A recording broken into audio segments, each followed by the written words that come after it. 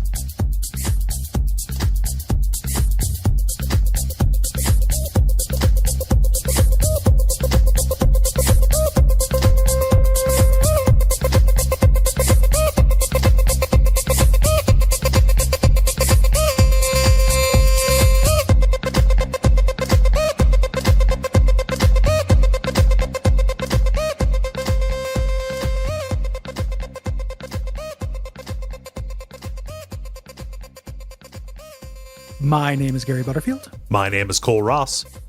And you're listening to Watch Out for Fireballs. It is a Games Club podcast. And this week we are talking about Hotline Miami, which is an action game developed by Donation Games and published by Devolver Digital for the PC and various other systems starting in 2012. Yeah, I brought this to our doorstep. You did. This is a Gary vanity pick. Yeah, partly tactically, because it's a short bite-sized game. Mm-hmm. And next month is super spiced. And the end of this month is not unspiced. Mm-hmm. And partly just because I wanted an excuse to replay it, and I like this game, and I have a lot of affection for this era of indie games. Yeah. Because it was when I got into indie games. Mm-hmm. During the dispatch last week, somebody asked us what shows on the network that are retired that somebody should listen to, and I feel really bad because I forgot about Check It Out, Comrade. Yeah. Nick's show that I did with Nick and then he did with Brayton, where I first learned about these Hotline Miami games. Yeah. And Nick is great. Yeah, So Nick is just have him great. around on the network. Yeah. But yeah, I also enjoy this game. I think that this is kind of one of those things where the both the play and the aesthetic and story are all extremely on point, Yeah. like holistically, like all of the elements of this are working on very good levels. Especially Yes. like when it is like to my taste. I also feel like this is a really influential game, aesthetically as well. Yeah, and it's incredibly focused. It's Yes. focused and holistic in a way that if this is the stuff that speaks to you, this is like a laser guided missile to your heart. Mm-hmm. If this is something that repulses you, boy, is it going to repulse you. Yeah. And that's not outside the purview of it. Mm-hmm. This is meant to be kind of queasy in a way that was, when you said influential, kind of ahead of its time, both in terms of games and in terms of like, quote unquote, the aesthetic. Yeah. This was an early kind of queasy VHS, vaporwave synth kind of expression. It definitely predated like the saturation of that kind of aesthetic. These guys had their finger on a pulse that I definitely wasn't aware of. Mm-mm. Yeah. No, I didn't know I needed. It is a top-down action game. You play as an unnamed protagonist who we refer to as Jacket because he wears a jacket. There's a later protagonist as well who's named for her clothing, but we don't actually get who they are. And you receive mysterious messages on an answer machine that are assassination targets. They're directing you to kill people. Yeah. We say top-down action game. It's kind of like a dual-stick shooter, but with a lot of wrinkles to it. Yes. Yeah, like facing really matters. It is really fast and loose. I've not necessarily played a lot of things that feel exactly like this. No, it's pretty unique in feel, and it is something you have to get over that feeling because it doesn't feel like any other video game. Yeah, Really. no. This takes place in an alternate history. It is 1989 in Miami. It's not necessarily clear that it is alternate history until you kind of get toward the end, and everything is extremely heightened. The aesthetic of it, everything is neon. Everything is super brutal. Yeah. Yeah. I mean, queasy is the word we're going to keep coming back to. But like everything about this, kind of setting and presentation, you are rolling around in this criminal underworld that is also, it just even more pronounced than what we got in like Vice City, right? Yes, it's very specifically kind of like oily, and they do a lot of things to make this even more than the aesthetic, like even the feel. Yeah. Like the screen kind of like lurches when you move. Mm-hmm. There's a whole feeling of being kind of out of your head Yeah. with this. It's divided into chapters. Each chapter has you going into a building with a floor or two full of people that you need to kill.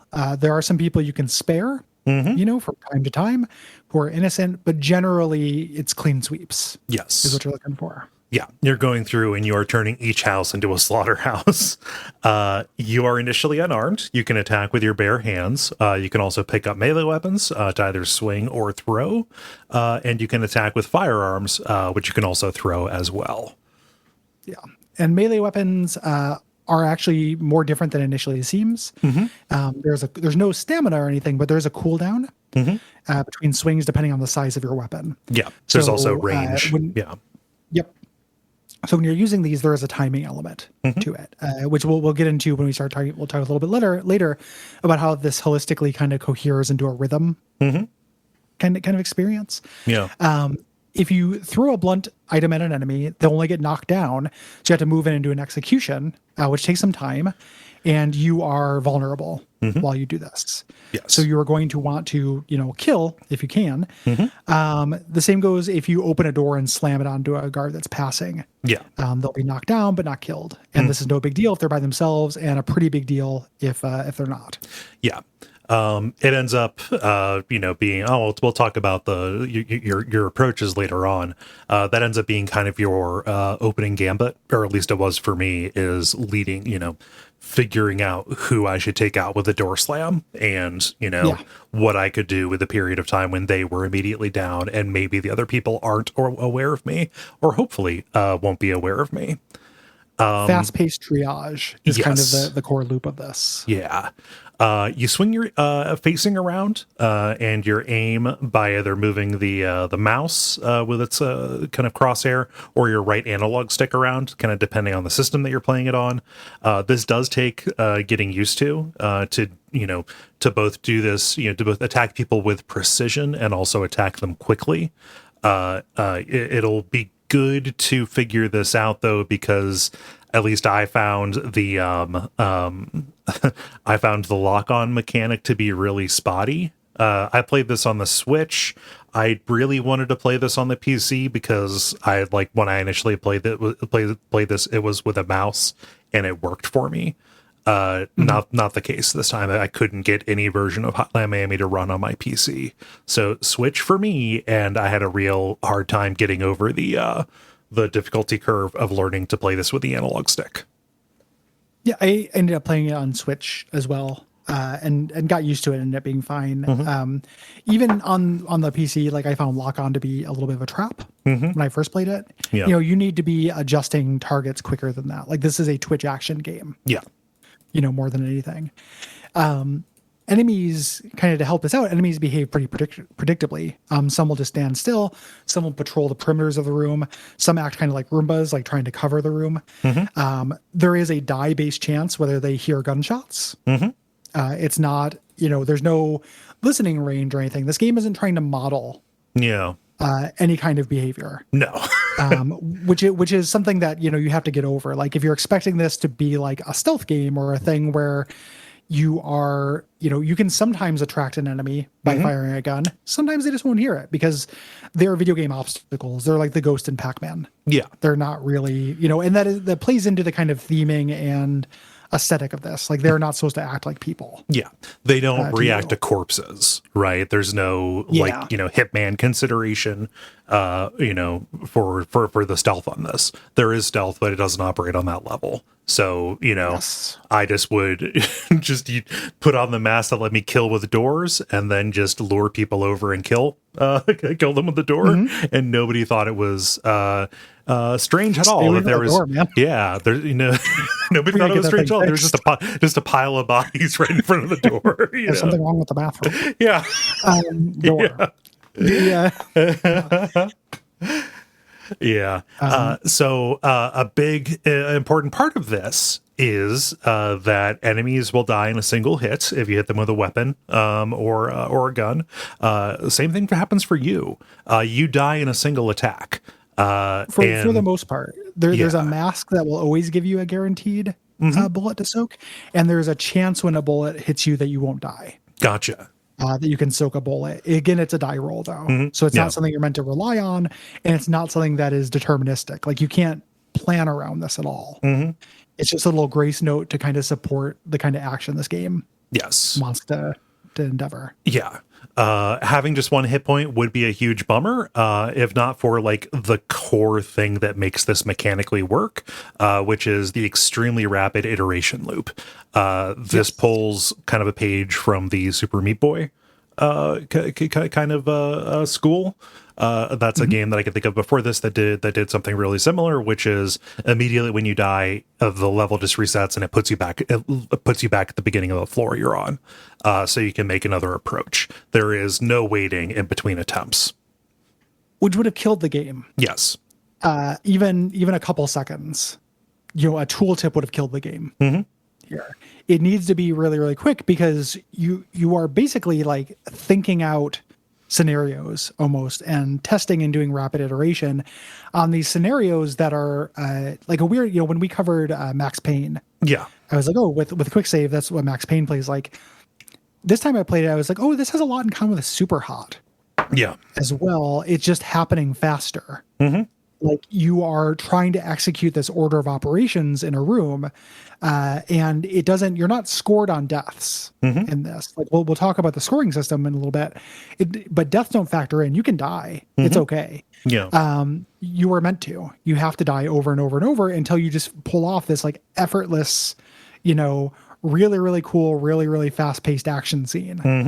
That is move on to the next floor. That is half the result of planning. Like, okay, I've killed these people in the right order, and half, okay, I happen to either get lucky with the way the enemies behaved, or I just skillfully did the inputs to, react to this thing that went against plan. Right? This person who came in. Yeah. Yeah, and that's ordinarily like a Twitch-based action game is not my thing, but I love this game. And we'll get into the scoring system. Like I don't engage with it on that level, so it's not enough to make me want to be graded by a video game. But it sounds like we're talking about something that is kind of mindless, like a mindless slasher or something, but it's really not. You're doing these order of operations. You have to do your timing in terms of melee swings, ammo count. Yep. Is really important. The different guns have different qualities that are really important. Like you're usually trading accuracy for ammo for spread in kind of a way that is really well balanced. You're making tactical decisions about what weapons you want to bring up to the next floor. Yes. What do you want to start with every time? It's really neat. Yeah. Yeah, and you're like a lot of this is about figuring not just the order of operations within a room, but like what route you're generally these are pretty open. What order am I going to take the rooms in? What is my path through this going to be? How do I make sure that I don't just like stay pinned to a corner and just wait for people, but also don't like aggro too many people or aggro this one person who may be like at the very far corner of my extended look, who may just turn and immediately shoot me with a shotgun, right? Yeah. And it supports different ways of playing this. You can play this like a slightly slower paced puzzle game where you're scouting out and you're considering different options to make this one perfect run. You're also encouraged to dive in and improvise. Yeah. And just iterate, incredibly rapidly. And it supports both. Especially in the first one. The sequel changes this a little bit. Yeah. But the first one, it supports both those very well. Yeah. Whenever you're at work, your work uniform is a rubber animal mask. And you get these as rewards for beating stages or finding secrets, and they have different powers. So it's kind of like a perk you can equip. This is either there are certain ones that are better for certain stages or certain ones that are better for your approaches. Yeah. You know, so they all kind of lend themselves to things, and then there's a series of like kind of Easter egg ones. But if you want to like move quicker, or you want to survive one shot, or you want to start with a knife, these are all things you can do. Yes. And I like that system quite a bit. I love like just scrolling through these things. Like getting a new one is always fun. You know, very often it would be one that like, oh, that doesn't suit my style of play. But I can, imagine how that would, affect things. Even though I'm going to stick with the Don Juan mask that lets me kill with doors, I was Tony. I was the tiger. Oh, yeah? The whole game. I did the lethal fists. Gotcha. Yeah. For basically the whole game, with a couple jumps into starts with a knife. Okay. The knife is incredible. And then for a couple of them that were particularly difficult, can take a bullet. Yeah, yeah. I also use the unicorn mask, but I forget what that what that conferred. Hotline Miami unicorn, a mask. That'll probably pull it up. Peter, and They'll have names. Yeah, and the names are oftentimes like little winking allusions to stuff. That's the one where guns get their noise reduced.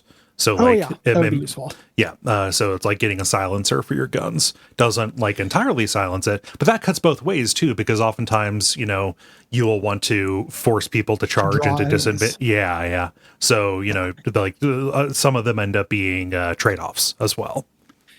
A weird also element I just want to make sure we don't gloss over, because it's really important to the loop of this, is that weapon drops are randomized. Yes. In the game. So, you can use that unicorn mask so you're quiet.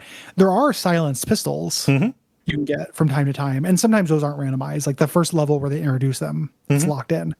But you don't know whether you're going to get that. Yeah. So by using the mask, what you're doing is asserting a level of control over the randomness. When I do the Tony the Tiger mask, I was doing it so I didn't have to find a weapon before I could start in on things. Yes. I didn't have to do that execution move. As much as those are kind of brutal and satisfying, I didn't want that vulnerability. Yeah. But if you're doing, there's like one that's like starts with an Uzi. And like the level might not have Uzi. It might just have those shitty shotguns that only have 2 bullets. Yeah. I want to always have an Uzi.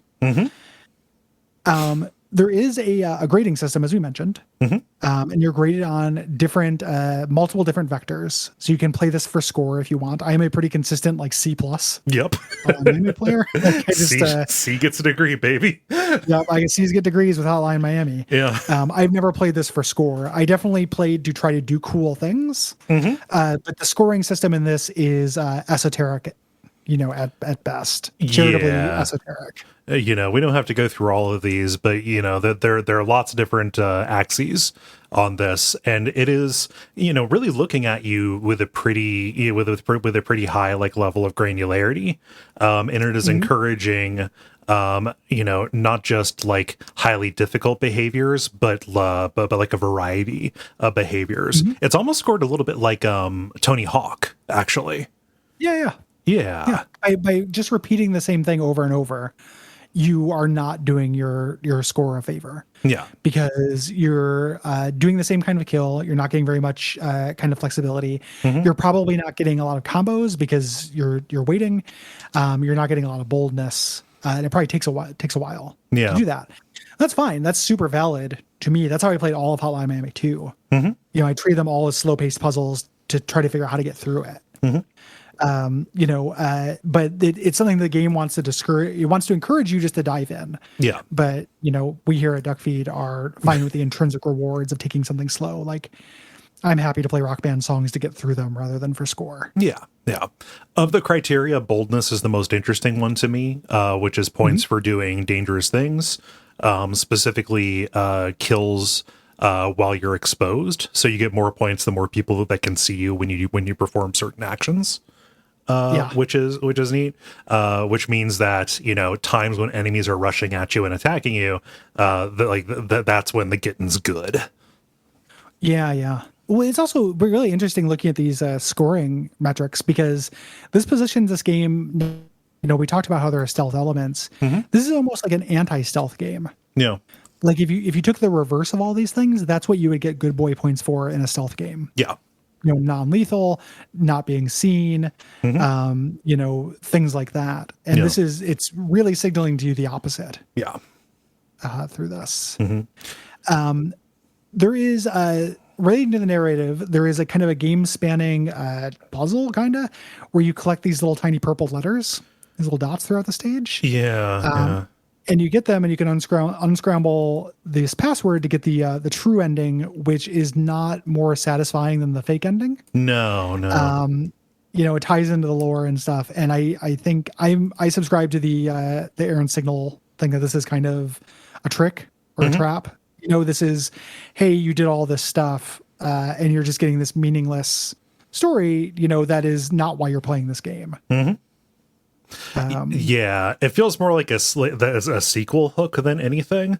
Like, you will talk about it when we get there, but like you learn a reason why, but it's not necessarily like that different or more satisfying than the bad ending, which just kind of implies that there's no reason why. There's no reason why. You're just under our control and you're never going to figure it out. And the adding a reason why to this, I think, is kind of detrimental. Yeah. To a game that is about vibe. Yeah. In a way, about like pure expression of play and vibe and soaking in an aesthetic. Yeah. And the second one, we'll talk about this, but when you get to the sequel, it got a lot of people who didn't like the sequel as much, didn't like it because of its emphasis on lore. And kind of leaning into the story. And it's like, it's not a bad or uninteresting story. It's just not what I'm here for. Yeah. I'm kind of here for the kind of for what the mystery drives me to, not for the mystery itself. Yeah. I like that I'm seeing Jacob's Ladder-esque shit everywhere, but I don't need to know why. It's just a reality breakdown that comes with, the dehumanization of killing. Yeah.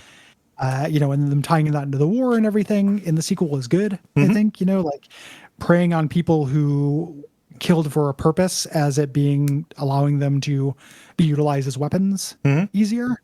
Is like interesting, and that's a cool theme.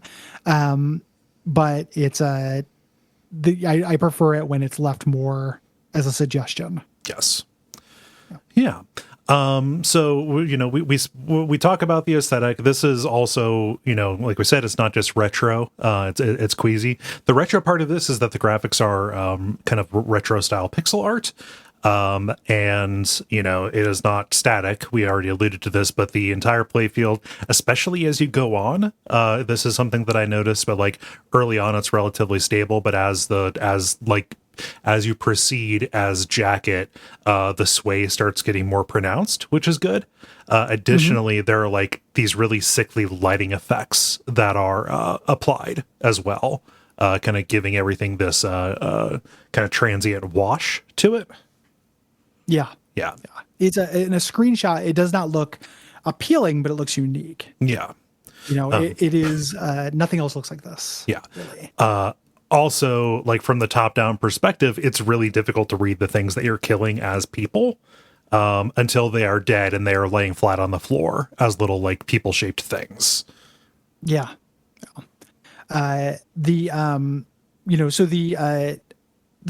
faces, when we get to the people in this, like the mask and everything, they sway constantly and they're disgusting. Yep. They're really disgusting portraits. Yep. And The teeth, Gary, the teeth. Yeah, like having their heads caved in. Yeah. Before they're actually zombies, they're still disgusting. The thing that this game is probably most famous for is its soundtrack, which is one of, in the pantheon of licensed soundtracks and games, up there with like your Tony Hawk's. Yeah. And such. This was, again, kind of ahead of its time. All these bands, these synthwave bands that I had were bands before this. But this was kind of before this shit got real popular. Yes. Yeah. And these are licensed. They pulled from several, synth, psychedelic, experimental artists and introduced me to them, which is neat. But like Sun Era, Mioyan, I don't know how to pronounce that. Yeah, Moon something. Those are slashes. Like I think those are just meant to be separation spots. So I just call that band Moon. Yeah, Jasper Byrne, who prolific indie game composer, Perturbator, like all of these. It it's a sound. You know, it is a sound that I associate a lot with this game. They did a really good job picking these out. They're phenomenal. You'll hear it in the episode, of course, but I recommend this genre. It's like, well, genre recommend. Yeah. For like instrumental music, this shit fucking slaps. And if you are doing anything, it will make it cooler. Yep. I promise. You went and saw some people from this perform live, right? Who'd you see? Yeah, I saw Magic Sword, who is on the soundtrack to 2, that do The Way Home, which is a standout song from 2, open up for Carpenter Brute. Okay. And it was phenomenal. Nice. It was really cool. Magic Sword come out with laser swords and cloaks and shit. They do the whole, because that's a concept album about, this fantasy story. And then Carpenter Brute come out and do there's a lot of like 70s exploitation movies that play in the background of their songs, which like fits the theme really well. And it was a really cool experience. Like I'd never seen a concert like that. I was going to go see Perturbator, and something came up. Oh, but like a bunch of these bands, I've got both these soundtracks on vinyl, and I listen to them on the reg. Yeah. Something that I love about the music, and I, again, supportive of the theme, is that as you're playing these levels, the music will be rocking on as you're going and killing people. But when you kill your last person, the needle is yanked off of the record. You get the and you have to walk out of the building that you just turned into a slaughterhouse in complete silence. With just like ambient drone behind it, if anything, just like that. Just when the killing stops, here is just this fall back to reality. It's so good. The adrenaline's gone. Yeah, like you are no longer doing the thing. You're no longer embodying the grotesque ultra violence of this. Like now you're in the consequence of it.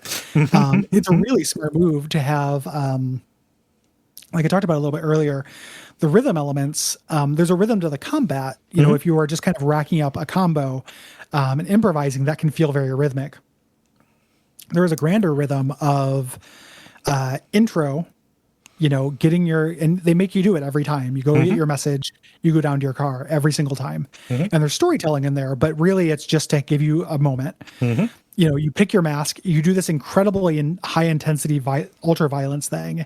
Then you get your queasy come down to walk through it. And then you get your surrealist interlude about how it's affecting your mind. And it's a really, direct equation. You wake up, everything's normal. You go and do this mind altering thing that is incredibly thrilling for a little bit. Then you're like, oh shit, those were people. They had parents. Yep. And then you go and you start seeing corpses talking to you and stuff.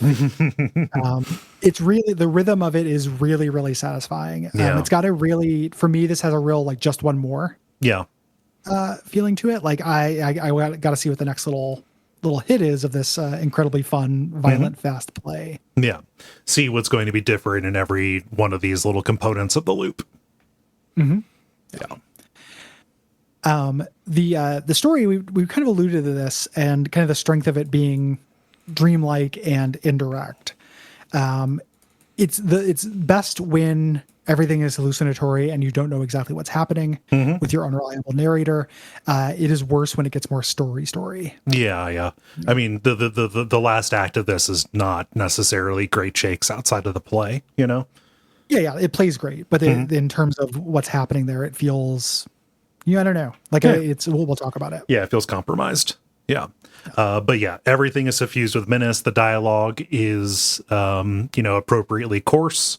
And, like something about this, just as we talk about the world of Hotline Miami, you never interact with regular people. There's no, there's only one character who is not real, who like even alludes to there being like a straight world in this, like at no point does Jacket set foot either in, reality, in anything pleasant, or people who do not want him dead. Right. Yes. It's really hostile and isolated, like a taxi driver kind of thing. Yeah, really similar to that. He has become the Joker. Yes. You know, there's the really weird kind of touch point. There's a video by the band MGMT called "When You Die" Okay. that reminds me of this game a lot. So that's, just people like music videos. It's a pretty fun music video. Yeah. And it reminds me, and also Slumlord from Neon Indian is almost actionably this video game in terms of plot and tone. Yeah. So this is primarily made, like Denton Games is two dudes primarily, Jonathan Soderstrom and Dennis Whedon, and they are Swedish. Yep. Soderstrom had started working on this game called Super Carnage when he was 18. I get the sense that it was more like a Postal kind of thing. Just, kill as many people as possible. 18. Yeah, you're 18. It's fine. You're allowed to do that. But he shelved it when he had trouble getting like enemy pathing AI right. It's just a problem he couldn't solve. So he put it down. And he, shortly after that started working with Whedon. He met him, just kind of collaborating with Whedon's synth punk band, fucking Werewolf Asso, like the fucking Werewolf Association, I think. That's a great name for a band. It's pretty good. The fucking Werewolf Association. Yeah. Because it sounds like you're complaining about a homeowners association. Yep. Like, I hate how I have to pay my dues, to the fucking Werewolf Association. I can't change the color of my mailbox because of the fucking Werewolf Association. Yeah, I keep trying to make it silver, and they're like, no, we can't deliver your mail. And I'm like, how is that my problem? So they made a couple like little games together. And before deciding to work on a larger commercial product, you can look on Wikipedia, and there are dozens of these, and only a couple of them have links. So this is small fry stuff, not to degenerate it, but just denigrate it. Just it was small. Yeah. Soderstrom showed Whedon the prototype for Super Carnage, and he liked it enough to use as he was like, hey, let's take this and turn it into something real. Yes. And that it became Hotline Miami. Yeah. They were both fans of a documentary about the Miami drug trade called Cocaine Cowboy. That was actually the working title for the game. I'm really happy they changed it. But this documentary was also what inspired them to set the game in Miami, to kind of pick that location and aesthetic. So it's got this strong aesthetic. The developers, in interviews and stuff, they've cited the movie Drive, which is pretty obvious, and David Lynch as inspirations, also, pretty obvious. When it came to score the game, they had their heart set on licensing music from the band Chromatics. This was too expensive, so they licensed tracks from smaller synth wave bands, and made a name for a bunch of them. Yeah. You and I are not the only people who first heard about Perturbator from this band. Yeah. Or from this game. This game did tons for these musicians, and also it's like purely symbiotic relationship. Yeah. And I love hearing that. Like that's a good story. I like it when it is mutually beneficial to kind of have this arrangement, and just if it fits like a glove. They picked such good stuff. Yeah. Oh yeah. It's hard to, we talked about it a little bit earlier. It's a hard thing to convey in the podcast, but the way that the music ties into the experience of this can't be really understated or overstated rather.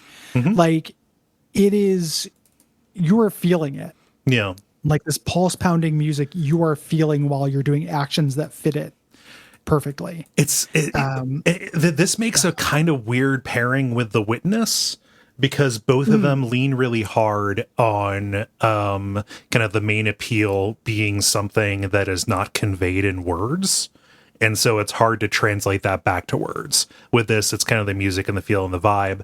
And with The Witness, none of its puzzles are like, explained to you verbally, right? So like you have to translate it back to it. Both of these, that is something that is kind of tough when you're trying to, for me, trying to figure out how to best describe it and capture that feeling without stepping on it, right? It's a weird thing, because I'm rounding the bend on The Witness now, and I'm a little cool on it. No offense to the patron who picked it, and the difference I can tell, and this is purely opinion, so I'm not asking you or a listener to agree. Yeah. But to me, this feels like more than the sum of its parts, and The Witness feels like less than the sum of its parts to me. Yeah. Like I understand what they're both trying to get across, but one of them worked for me and is getting is focused and is achieving the feeling it wants to do, and the other one is purposely setting up roadblocks to that feeling pretty consistently. Yeah. Yeah. And wants to engender the feeling through the struggle over those roadblocks. And I want to go have a sandwich and do some chores. Yeah. And do anything other than play it. So, yeah. I'm not making like a holistic quality comparison. It's more just that both of these really lean on nonverbal kind of things that are difficult to convey in a verbal medium. Yeah. Yeah. It's the feeling of playing this game feels different than what you might imagine from describing it. Yes. And that's something they did. They really, really ramped up in the sequel as well, which has a better soundtrack and has better music integration. And it's the main thing I think is better in the sequel. Yeah. The masks of this were originally cosmetic, but then the team implied in an interview that they have an impact on gameplay, so they added it to this. This kind of like there's developer inserts in the game as well. There's portraits of these two dudes. They seem like slimy scumbags a little bit. And no offense to the dudes. Anecdotally, I've talked to a couple of people who have met them and said like they're kind of unpleasant dudes. Yeah. I'm not surprised by that. Like I love this game, but I am not. I wouldn't imagine this is coming from a mind that's like, I want to hang out with. Necessarily. And they kind of ducked out. This game was really well received. They made a sequel, Hotline Miami 2, Wrong Number, which did fine sales-wise, even though it's not entirely, some people disagree, but largely considered to be worse than the first one. Yeah. And then that's all they did in terms of commercial games. Like I think they've retired to the offline colonies. Yeah. They've done that thing like, we have money, let's just live. Yeah. Which is something I more and more respect. Yes. As I get older. Yeah. Good for them. Yeah. Let's get into it.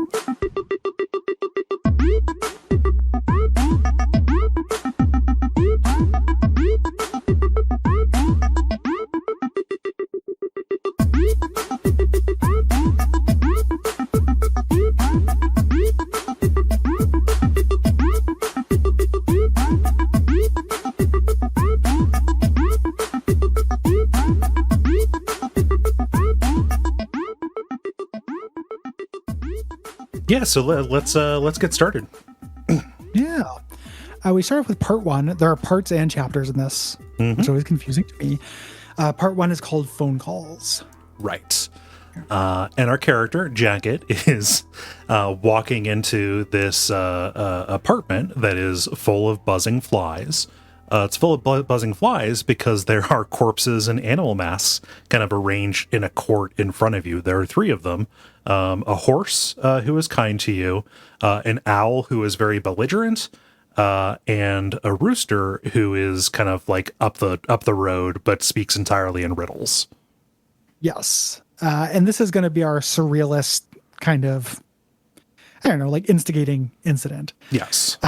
They're cruel to you. They're taunting you. They're saying you don't even know who you are, which is true. Rooster says, "Oh, I'm familiar with you. You've done some really terrible things." And we do a flashback. We're going to get dates as we move through this flashback to April 3rd, 1989. You're in your apartment. The apartment is a really nice kind of touch in this. Like this will change as the story goes. I love when you take the lady home and then it gets cleaner. Yeah. At one point, like it's not, not for sexist reasons. It's just like a nice little touch. Like, two different people live here. So there's more, there's going to be more impetus to keep it nice. Yeah. Yeah, when you live alone, you are able to be messier than when you live with somebody else. Yes. You check your answering machine here, and the message is from a bakery. And they say a package by your, there's a package that we've delivered to you. We've got your pastries, quote unquote. And when we go get it, it's a rooster mask and some instructions. Yes. The instructions say, "Hey, there's a briefcase at this address. Be sure to leave it at the drop-off point." And this gives us our first kind of mission here, the prelude at the metro. Yeah. And this is just your basic combat. Like the pace of this episode will speed up after we get through these kind of introduction, bits where we're kind of explaining things. But here, very early on, it's good because it's actually just teaching you the possibility space. Yes. This is where you're learning your basic verbs, like knocking people down with doors, watching sight lines, attracting attention versus not attracting attention, etc. Yeah. And it's also laying out the theme or kind of the moral queasiness of this right away. The person with the briefcase doesn't put up any resistance. Yeah. But to get that briefcase, you need to kill them. Mm-hmm. And it happens brutally. Like oftentimes when you kill somebody for the story, there is a custom little animation. So you're coming out of the gate hot. Eyes. Yeah. You know? This is quite a bit, like way more than the average person deals with in a day. Yeah. Way more than is necessary, just gratuitous amounts of gouging. I really hope that never happens to me. I have nightmares about it. I sometimes I worry about getting in a fight and somebody punching me and my eye coming out, like at the end of Hostel 1. Yeah. I think about if I got into a fight and it was really dangerous, I would immediately go for the eyes. Oh yeah. You know, if I was actually in danger, like I think about that all the time. Like, man, I won't fucking suck somebody's eye out. I don't give a shit. I will from beyond them. Like, if it's like a life or death thing, then I'm going for the eyes and I'm going hard. You know, I don't like weapons, but I will suck out a man's eyeball and feast on the milk within like nobody's goddamn business. Vitreous. You know, they say you can't spell virtue without vitreous. You can't spell vitreous without virtue. Jesus. This level is a little bit different because as you go to leave, more enemies will arrive in a subway car. This sometimes happens, but you know, not always. Usually, your escape is more clean. It's pretty rare. Yeah. So they give you lulls in this, so you expect nothing to happen. So when it does happen, it's amazing. It's actually my favorite chapter in the game. After you deal with these subway guys, you make your escape. You drive to the drop-off point. You drop off the briefcase, but there is a transient person, unhoused person who hears you and starts moving in on you with a baseball bat. You kill him because he's going to attack you. If you don't, he'll kill you. And your character vomits from this. This is the last sign of remorse. Yes. And now is a good point to say that we're making a lot of fun jokes and talking about how fun this game is. You know, at no point do we endorse any of the politics of this. No. I like to think that's obvious, but like, you know, it's not. Yeah. It's worth a sentence or two. Yeah. So you receive your grade, and then you get the little chapter end. You're going to get one of these pretty much every time. You walk into a grocery store and you talk to your only friend in the world. He doesn't have a name. He's either, the fans call him Beard or they call him Friend. He has a different name in the sequel. But he's like super friendly to you. You know, he mentions, oh, you haven't really been around since your girlfriend dumped you. And he says, oh, you know, whatever you want to get, take it. It's on the house. I love this so much. Like, it's so surreal. The creeping realization this guy works everywhere and you're getting all your stuff for free. Yep. Like, that is very like Kafka-esque. You know, that's, you know, a word that's overused, but just the idea of just like, oh, take it. Like that just feeling like not a boon. Yeah. You know, like, oh, something's wrong. That's not how things work. You know? So we go into chapter 1, no talk. We get a message from Linda, who's looking for a babysitter. We need somebody who can really discipline the children. I love the euphemisms they find for these. Yeah, there's some very dark Hitman-esque humor in these messages. But this is pretty basic as well. Yeah. You go, there's only one floor. You're clearing out the goons. They're all dressed in white suits. Because they're all from the same criminal outfit. So they're going to, you know, have themed dresses and stuff. But all but the one nearest to the entrance have guns. That's kind of the new complication of this. So if you get spotted, you better have cover right away. Or you know, do some fancy footwork because they're going to get you from a distance. You know, my main path for dealing with them was to like step out from around a corner, aggro them and have them run at me, and then just like wait around the corner and brain them with something. Yeah. Lots of corner braining. Yeah. It's worth noting that all the projectiles in this game are not hit scan. Yes. Everything is a projectile. And weapons have different accuracies and enemies have different accuracies as well, depending on how far you get into the game. So just, when you get seen, you are likely to die because they're going to spray a bunch of bullets at you. You have that die roll chance to soak a bullet, and also they might just miss you. Yeah. And what the game is doing here is creating these incredible, like John Woo-esque action moment scenes.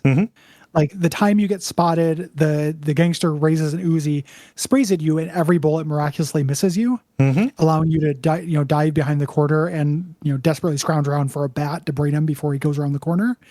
Are the kind of those feel like scripted scenes. Yeah. In other video games, that would be something that you do in a cutscene. Yeah, it'd be a QTE. Yeah.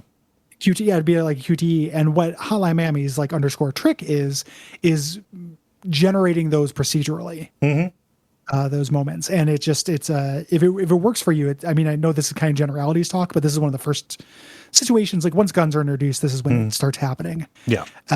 It hits hard. Yes. Like it's good.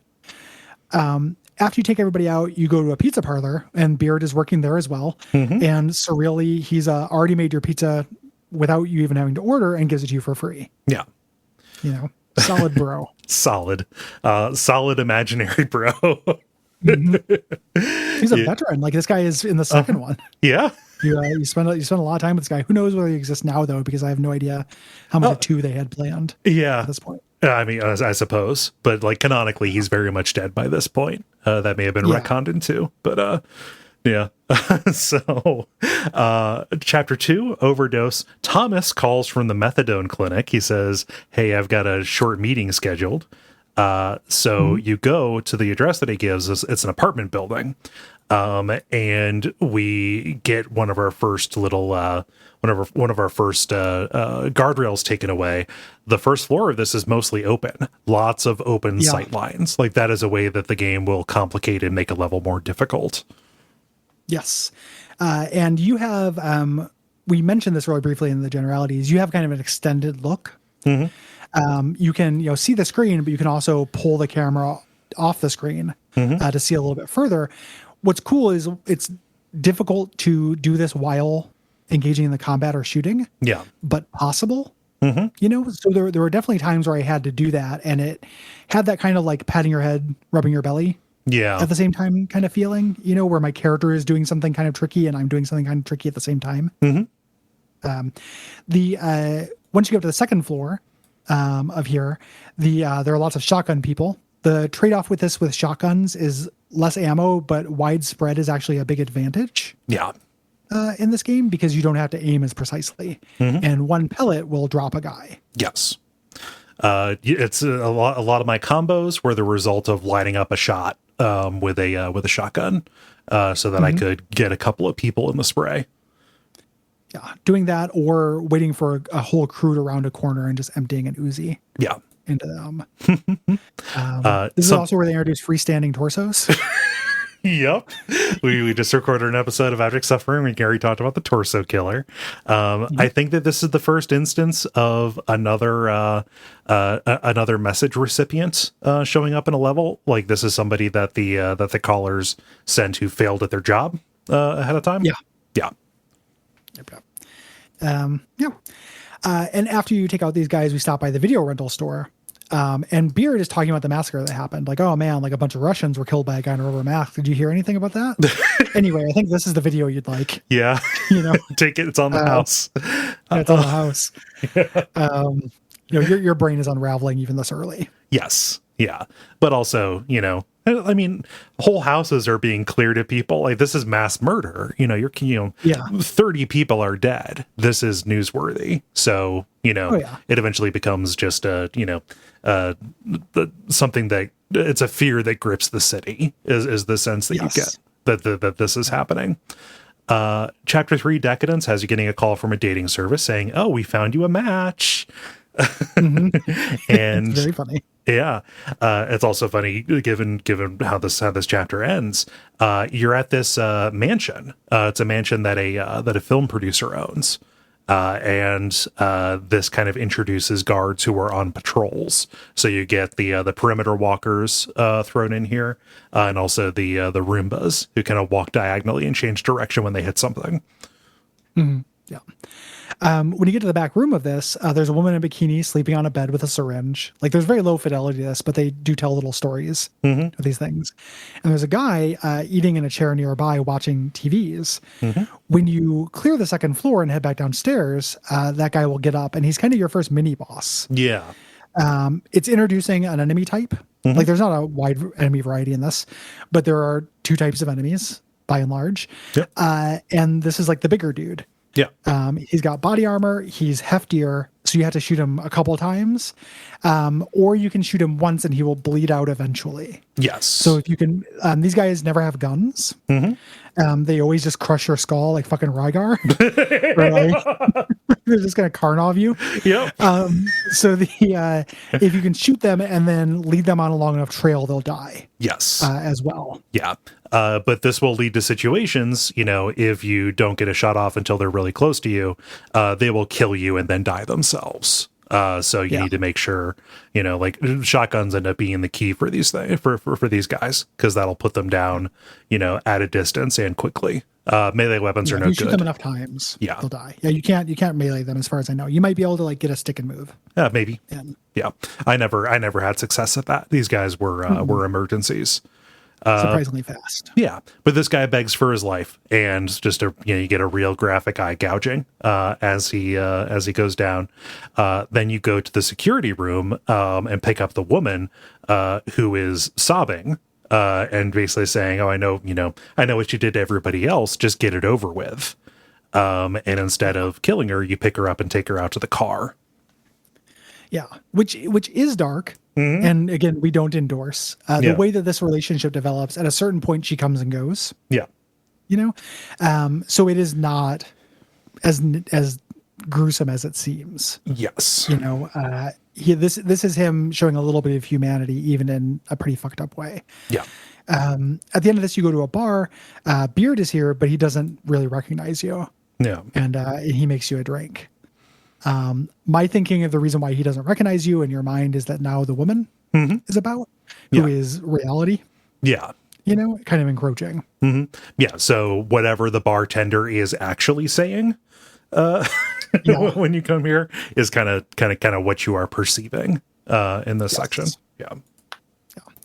This introduces us into part 2, which is called Questions. Yes. And we're in the blue room initially with the animal mask people, and this is a really famous part of the game. Where he's like, I have 4 questions for you. I'm going to pose you.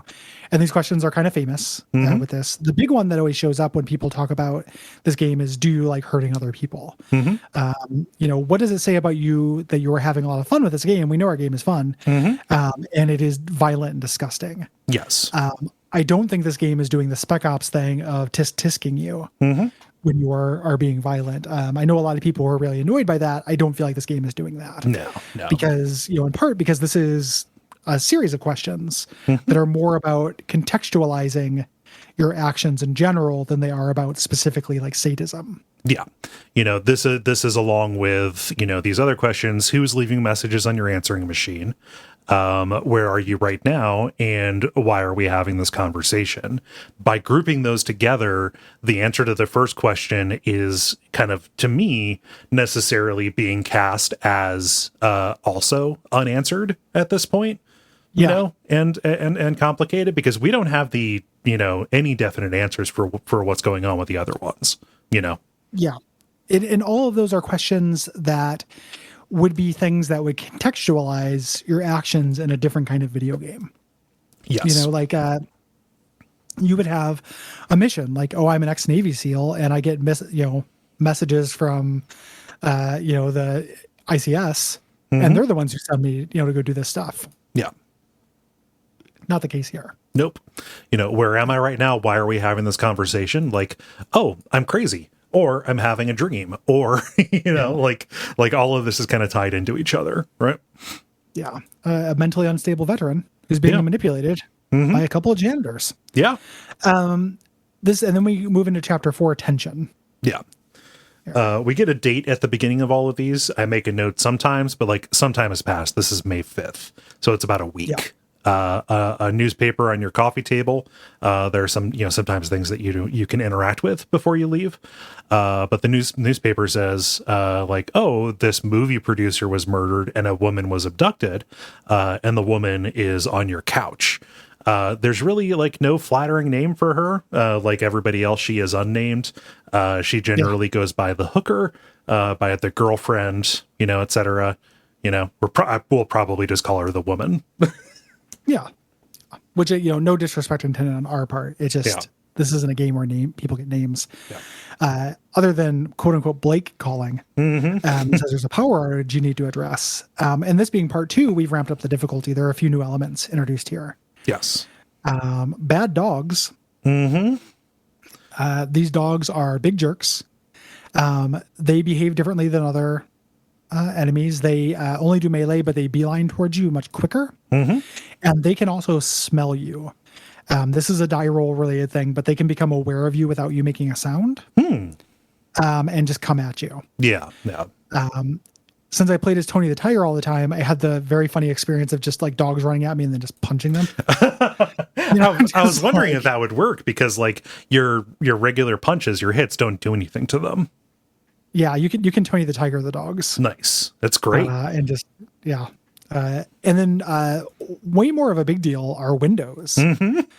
Windows are really interesting in this, and you have to start paying attention to the level. Like they recontextualize all the levels in terms of like you have to pay attention on a level you weren't paying attention to before. It's like if some walls were, you could intangible in Pac-Man or something. Yeah. It's this is something that is dividing space. Previously, everything that divided space also kept you safe from projectiles in sight. Here, no, you can't count on all divisions of space giving you that protection. Yeah. This is the one, isn't this the mission where when you get the mission, they say, we sent another person to this, but they fucked up? Maybe? I think so, because that's where this, I'm 90% certain about that. Because when you get through the upstairs of this, there's a trap room. They've got another phone call taker. They've got another mask guy. Yeah. And he's in a room that is rigged to blow if you open the door. Yes. That makes the loudest noise in the world. Yep. That is there to blow out your ears and shock and awe you. Yes. And also blow you away if you try and open the door or shoot it. Like you have to be a really long distance away before you will be safe from this. So like almost out of sight from it. So kind of just taking a couple shots, hoping one of them will hit the door and blow up both of them inside, both the hostage and the person who seems to be interrogating them.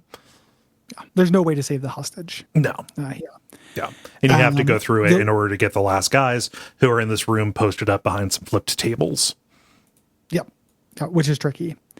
After you take those out, you go to the grocery store. Beard says that the streets don't feel safe anymore. He's worried about you. And when you walk in, there are mobsters outside.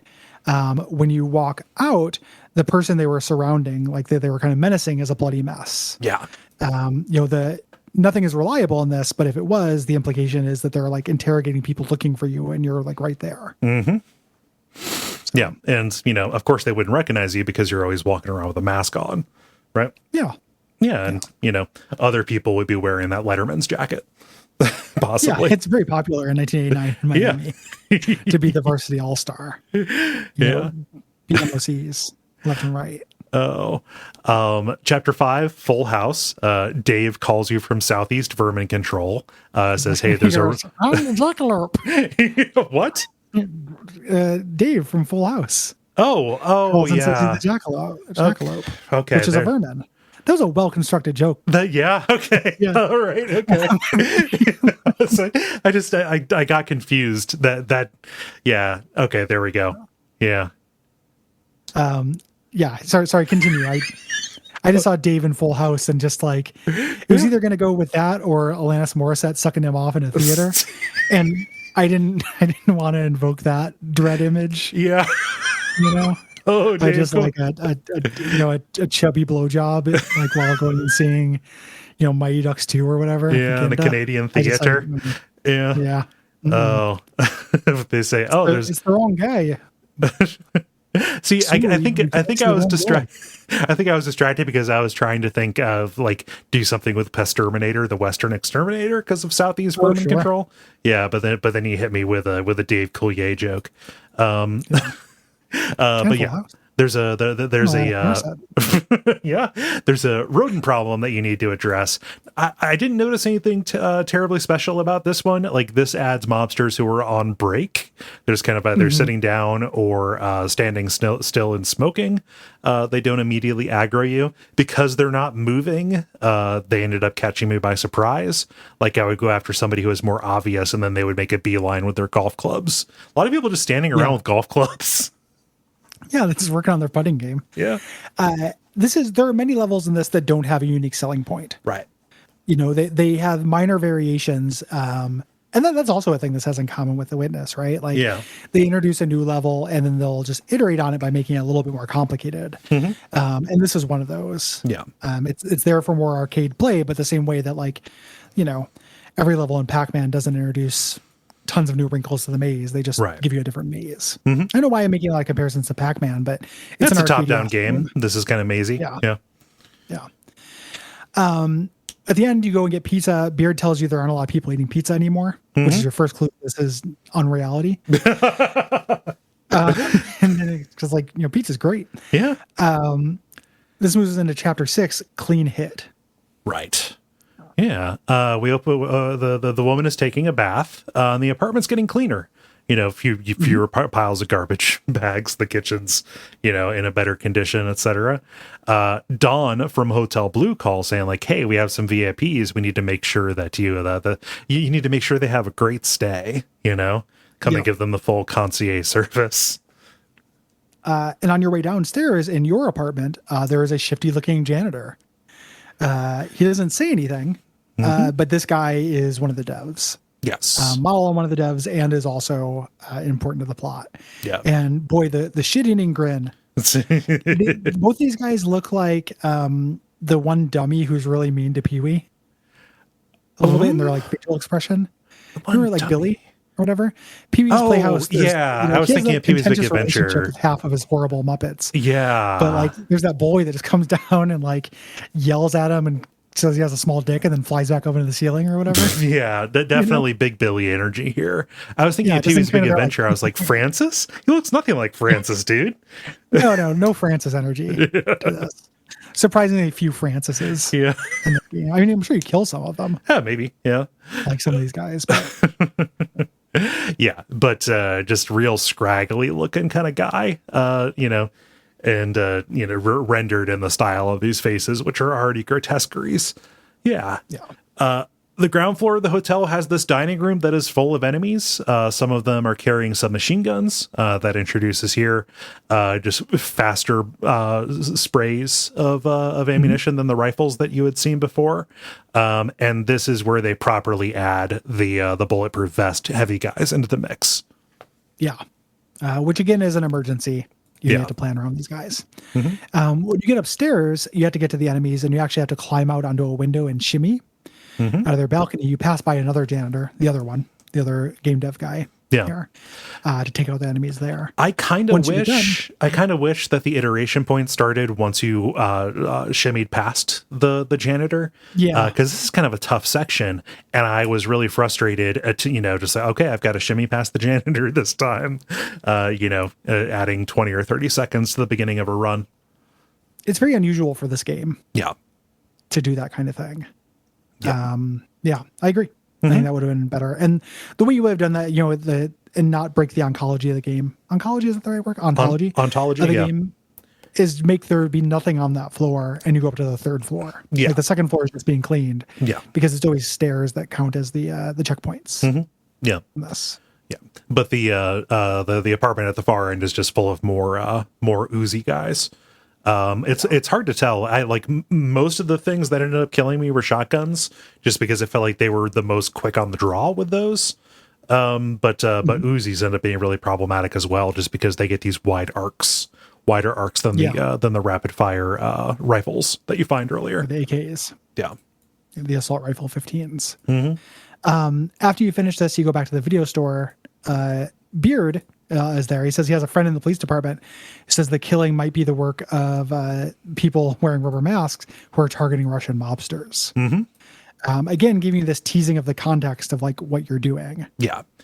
And that explains why you have been, taking out people who are all dressed like this and all kind of seem to be operating at the same like level of society here, Yeah. There's a real like dresses up to go to strip club energy. Yeah. With a lot of these dudes. Yeah.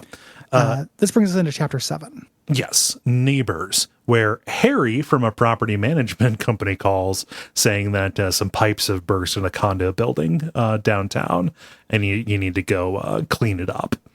And this is a long level. This is 4 floors, and each floor has this heavy enemy. Again, you need to make sure that you always have a shotgun at your disposal. At least I found that if I didn't get him with a shotgun, he would have way too much time to come and kill me before he died as well. And when we say this is a long level, it's worth, for people who are using this as a games as, podcast as service episode, the by Hotline Miami standards, because these levels can either take you, like even on the long side, I feel like the levels that took me the most tries didn't take more than a couple minutes. Yeah. Like a successful first run was like a minute and 15 seconds. And then an unsuccessful one was like 3 to 4 minutes. Yeah. You don't get stuck on this like you get stuck on a Souls boss. In my experience. Yeah. So having more floors to this gives us, because this is the climax of the part of part 2, gives you more to do, like gives it this kind of climactic air. But when we say it's longer, it's not like odiously longer. Yeah. Hotline Miami 2, I think, has a couple levels that outstay their welcome, that kind of break that rule, where it's like I died enough times to where it's like, man, I maybe spent 9 minutes on this level, which is more than you want to spend on a Hotline Miami level. Yes. Even though on any other video game, that's nothing. Yeah. So you get to the top floor, and instead of killing the last person and having the everything gets silent, a phone rings. There's a person on the other end who instead of leaving a message, like talks to you directly, saying, "Hey, there's a prank caller at the telephone company. Change of plans. You need to get out of there and get over there to take care of them as fast as possible." This is an emergency hit, sending you over to the phone home or phone hum headquarters, where it's a site of a massacre. The first floor is, the cyborg ninja hallway. Yeah. And there's no combat. Yeah. On this whole part. You're doing what anyone who had gone through an area you've been through goes through. Like this is showing you like, oh, this is what I do. Yeah. This is what I'm setting up for those poor cleaning people. The Viscera cleanup detail. Yeah. Yipes. When you get upstairs, we're introduced to our second main character of the game, a guy in a motorcycle helmet who's working at a computer.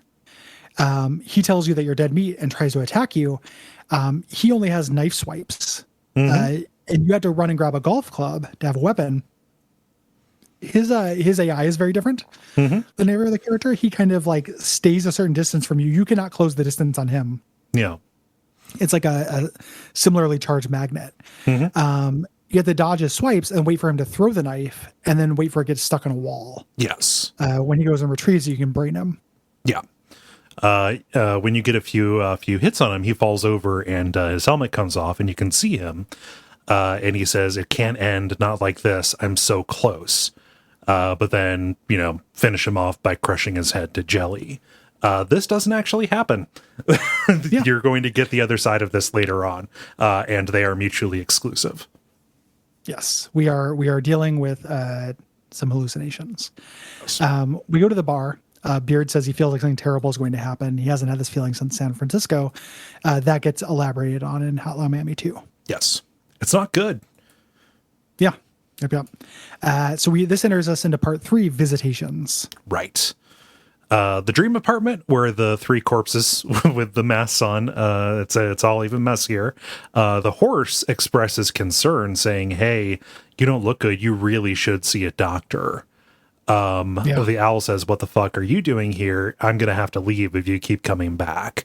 And the rooster ever mysterious says, I don't have any answers for you. But I do have 3 predictions. Yeah. Which is good because this is just straight up the cowboy from Mulholland Drive. Yeah. Someone is not who you think he is. Something will soon be taken from you. On July the 21st, you will wake up in a bigger house. Right. Hank Scorpio style. Yep. Gonna add a new floor because you did well at work. Yeah. Now that I have a Roomba, the number of times I say, well, the autovax on Dirt Patrol has gone up like 4,000%. Oh, it's one of the key pleasures of having a Roomba. Yeah. Autovax on Dirt Patrol. Yep. Beep, beep, beep. Like, look at it. It does a job. It's cute. Yeah. I love it so much. Oh, baby.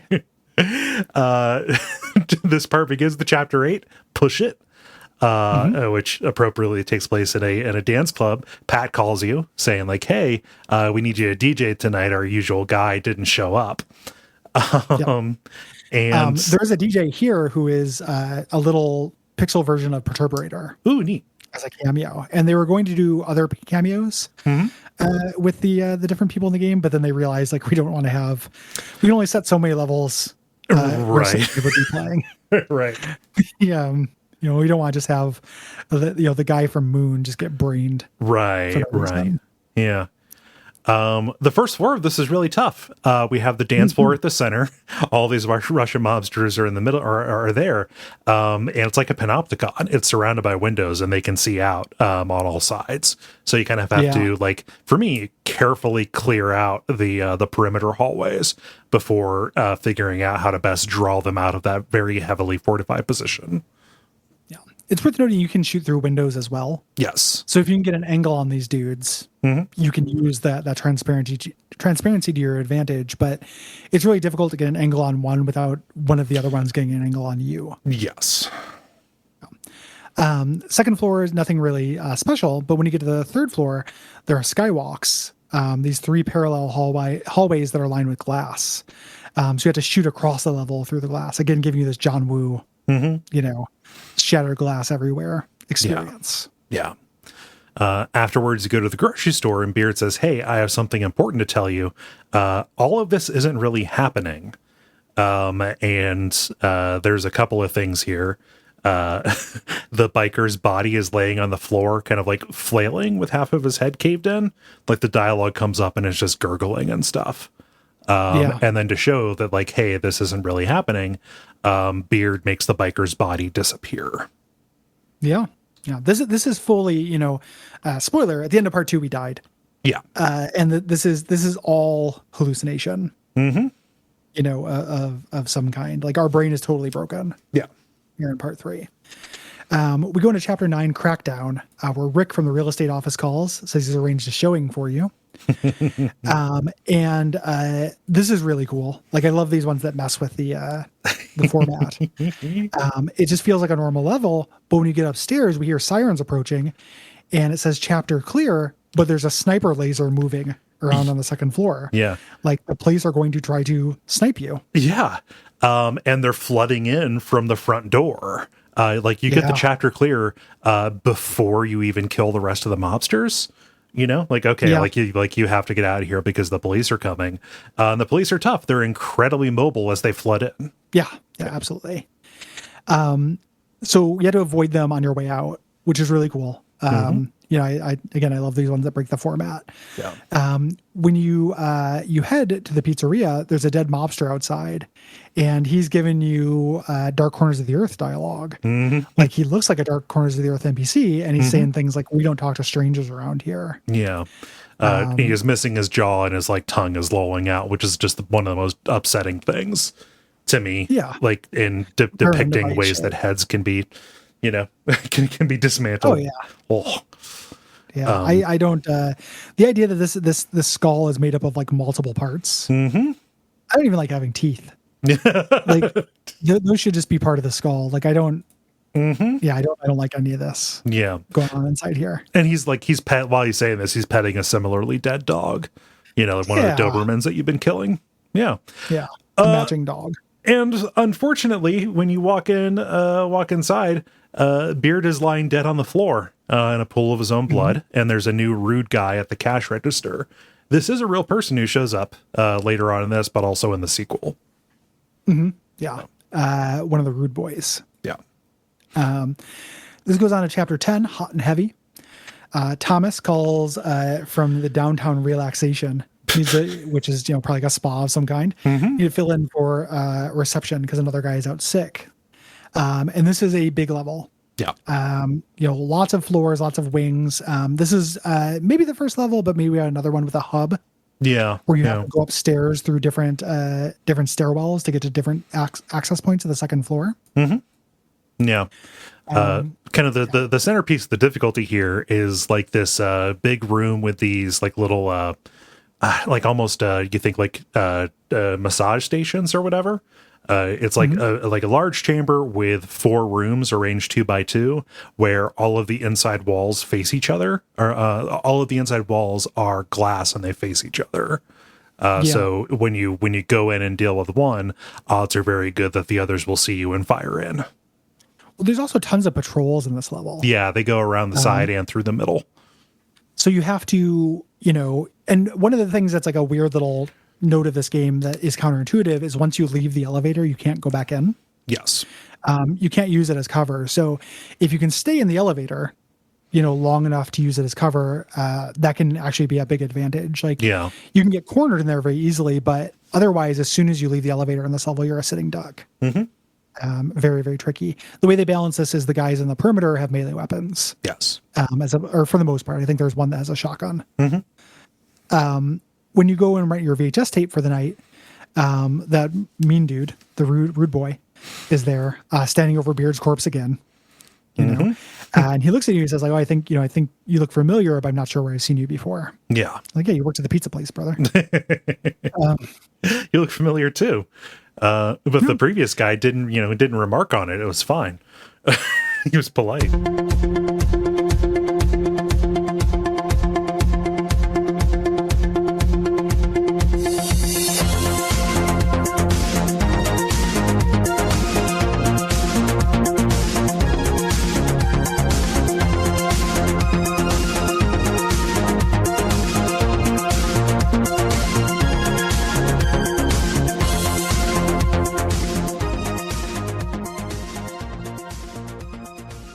We get into chapter 11, Deadline, which is my favorite chapter of the game. The combat puzzle at the end of this is very fun to me. Yeah. So when we wake up, the dead film producer that we from part 1, who had the lady with the needle, is standing by your fridge, dead, missing an eye. And when you talk to him, he says, "Get away from him!" Like you're literally being haunted. Yep. By this shit. Yeah. You get a call from Jim from the office, and he's looking to the camera, going, "Ah." saying, like, "Oh, the CIA is great." Yeah. But he says, "Time for some good news." But he says, "Oh, your report's due tonight." And it's like it's really kind of chastising you, like you're on thin ice, mister. And they give you an address, but the phone clicks several times as they hang up. That is new and different. Yeah, movie shorthand for being tapped. Yes. I think. So this is tough. You go through this office building, moving through several like pretty tricky floors. And the kind of gimmick to this is every entrance, when you come out, somebody is alert like immediately. So you are thinking fast. This is very specifically setting you up. Yeah. For since this phone was tapped, this is a trap. Yeah. After you do the top floors, you head back downstairs, and immediately, it feels like it breaks the rules of the game. Yeah.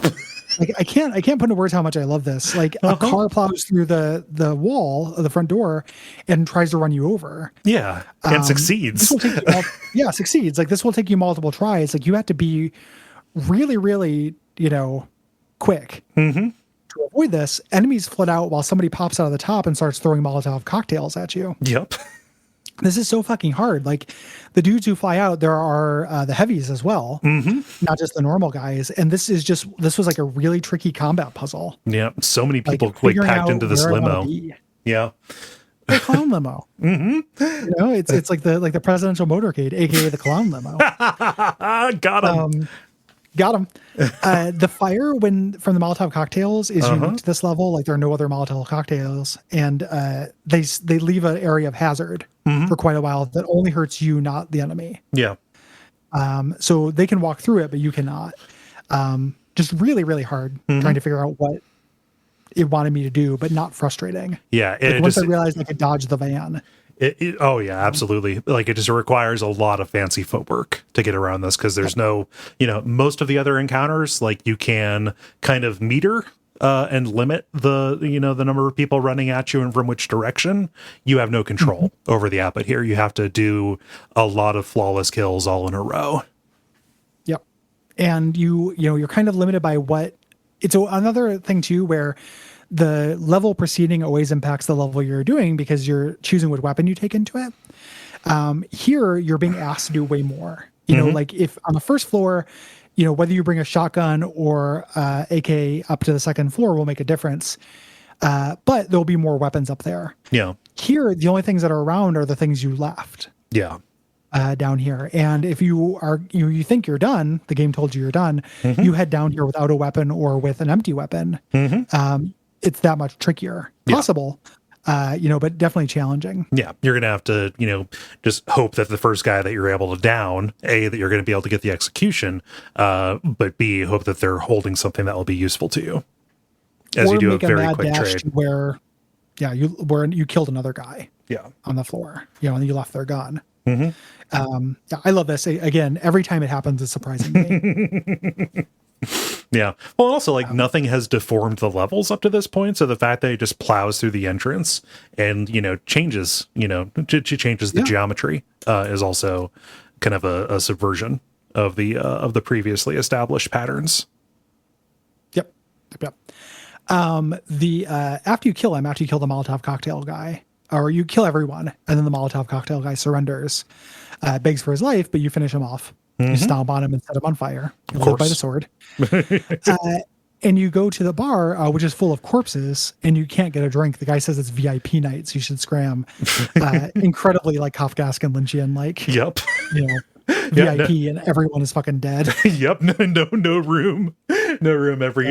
Just all the space is taken up by the people you've killed. You monster. When there's no more room in Club Hell, the dead will walk over to the Arby's across the street and say, "What do you mean the Jamocha machine's broken?" Yeah. Give me that damn horsey Jamocha. Disgusting. This brings us into part 4, connections. Yes. So when you return to your apartment, the woman is dead in your bathroom. And there's a man in a rat mask sitting on the couch watching the TV. And before you can even, say much of anything, he doesn't really even say anything either. He shoots you. And you wake up in a dream version of your apartment. Your corpse is lying on the floor of the living room, and the rooster mask is sitting on the couch saying, looks like it's only you and me left by now. The other two, the horse and the owl, have left. And it gives you kind of a wham line here saying, I'll let you in on a secret. What you do from now on will have no purpose. You will never see the full picture, and it's all your fault. Yep.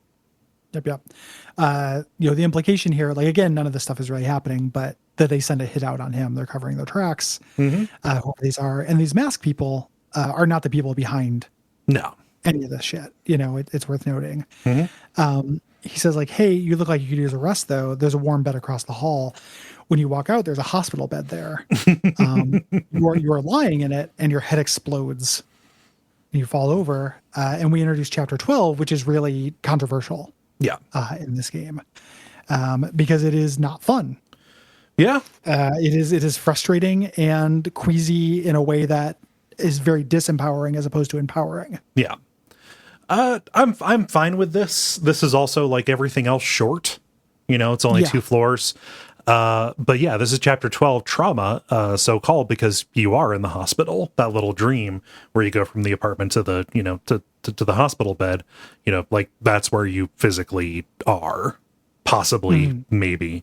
There's this angry cop who's saying like, hey, when is he going to wake up? He's been in a coma for weeks.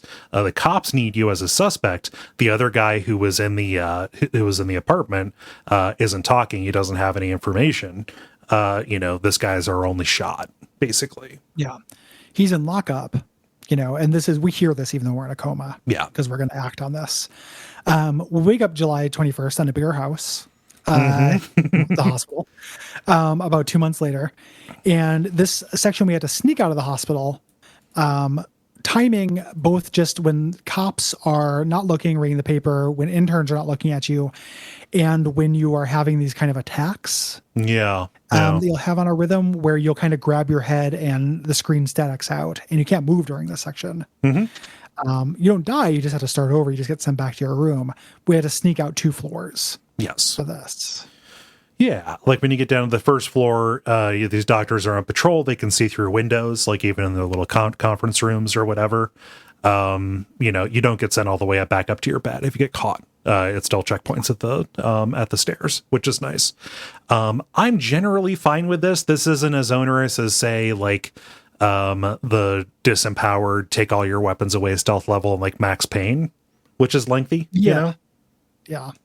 But similar kind of rhythm. I'm glad they don't play this card more than once. Yeah. Here. Like if this were more than one level, that would be really frustrating. Same. This leads us into, we get home, we find out our car has been vandalized, which is a sweet DeLorean, of course. Yeah, sweet DeLorean. Your house has been totally ransacked, but you get in your hamper and put on your old clothes, which just clears your mind. And you leave in the car, you have a target. They have the guy who killed the lady in lockup, and he's not talking. Yeah. So no big deal. We're just going to go take on all of the police and get to somebody who is in jail. We're going to do a break-in. Yeah. Yep. What is this, Human Revolution? Great stuff. We're assaulting this police department. We had to fight through 3 floors. Until we get to the end of it, the chief, which is on the last floor, the 3rd floor, standing in a room in the center with 2 SMGs. I love that. Just like, this really bites my cannoli. Chief Justice is gonna. Yeah, but like he's not a cab, whatever. But like he's not a bad guy. Like he's not portrayed as like villainous. It's like, all right, just try and get out of this alive, everybody. This is what we trained for. Let's just try and get through this kind of guy. Yeah, this guy is destroying Miami. Yeah, he needs to be stopped. Yeah, he's only killing bad guys, which is part of the point the developers make at the end. But also, he's not a bad guy outside of ACAB reasons. Yeah. So, but yeah, you make your way around the perimeter, kill the guy. You do have to go in and pick up the key to the cell.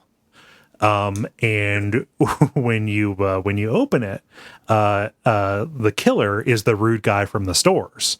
So he also was getting the phone calls, and his mask was a rat's mask, and he says, "Hey, I'm really sorry about that. It was nothing personal. You should know. Like, is it personal when you go do it, right?" Yeah, yeah. We're not so different, you and I, right? He said, it's like, hey, have you been being in those calls? We get it. I don't have any information for you, but the police might have files. Yeah. So you can go check that out. He doesn't bother begging for his life. Killing him is optional.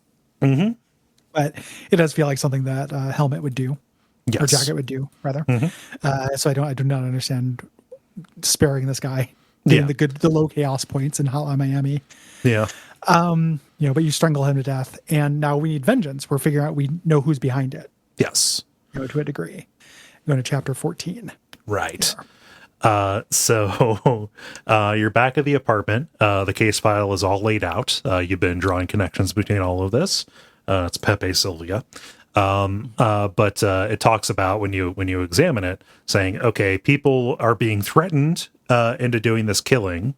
And it mentions that calls are traced to this club that has ties with the Russian mafia network. Yeah. And you have not been threatened. Right. into doing any of his killings. You just did it because it was there, which is your first kind of like hole in the story. Yeah. You know, this would be a sensible video game narrative, like people being blackmailed into doing this stuff. Be manhunt. It's not what happened to you. Like Right. you are imposing this order onto the chaos. You know, the same way that rules or story imposes order onto play. Right. You know, so we do this at this kind of basic level. The first level is a monster truck showroom, which is pretty cool.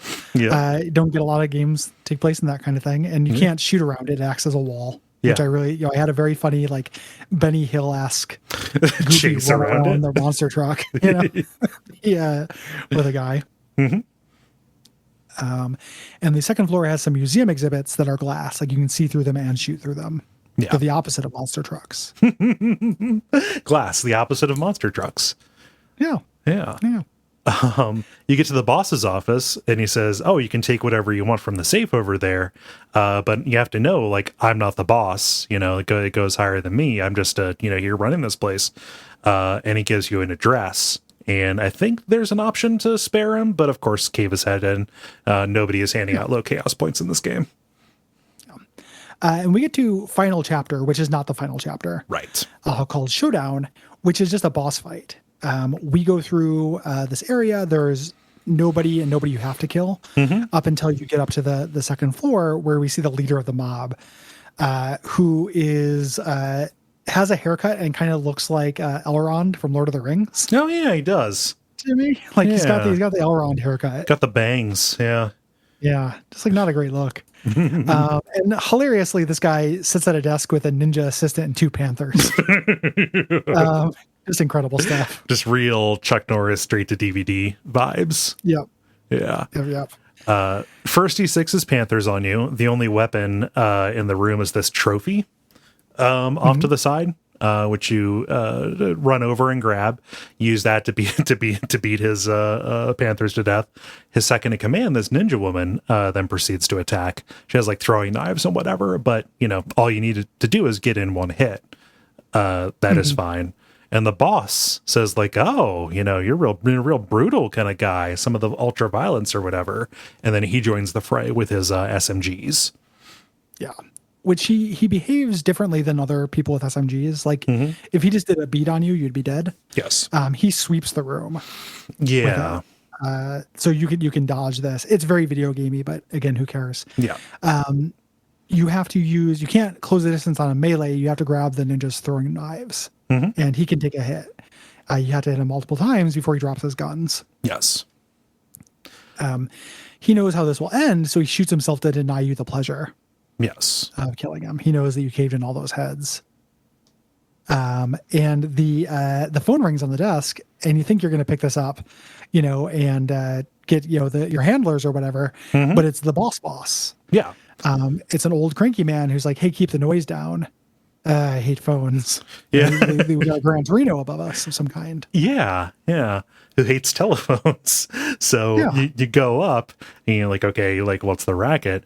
The caller is this old man in a wheelchair, sitting in his bedroom. This is like the Mafia Don. And he says, "All right, well, okay. You worked your way up here. Just get it over with." And you shoot him, because of course you do. And Jacket steps up to the balcony, lights up a cigarette, and then kind of looks at this photograph and then releases it into the wind. We don't see what's on that photo until Hotline Miami 2. Yeah. Yeah. And this is like a hero narrative. Yeah. Again, you and also your avatar are imposing order onto this chaos. Like, no, this is me climbing up the ranks to get revenge for my dead girlfriend. Yeah. Like That's the kind of story this is. Just kind of forgetting that you were brought into this by the phone calls, and the calls could not have been, like, logically should not have been involved in this at all, because the phone calls, why would the mafia be telling you to kill itself? And this old man directly says, like, we're not going to, I hate phones, I don't think that at any point this was implied to be your handlers. I think it's your handlers were having you kill these guys. But you at this point, once your girlfriend dies, it's like, okay, now we have a story. Yeah. The story is this rip-roaring tale of revenge, and it's asking you to forget. It's important that the story doesn't creep in until you get that head trauma. Right. Yeah. You get shot, and now there's a story. Yeah. Or you get Now it's beat up like by, we're gonna go take out the mob who have literally nothing to do with your girlfriend being killed or you getting shot. yeah. Yeah. Like, you've been taking out the mob, but they're not really your enemy. Mm-hmm. And you also didn't have to pick up the phone and just do whatever the person said. Mm-hmm. Like, if that were true, you'd be constantly changing your cable, Yep. constantly changing your insurance. I have so many auto warranties, Gary. It's killing me. It's killing me. Yes. Like, the telemarketing would destroy the premise of the movie Yes Man. Because Jim Carrey would be in the poorhouse immediately. Yeah. Just saying yes to everything. Oh, and not answering the phone is kind of saying no to it. So, like, it's not like, any normal person doesn't answer their phone.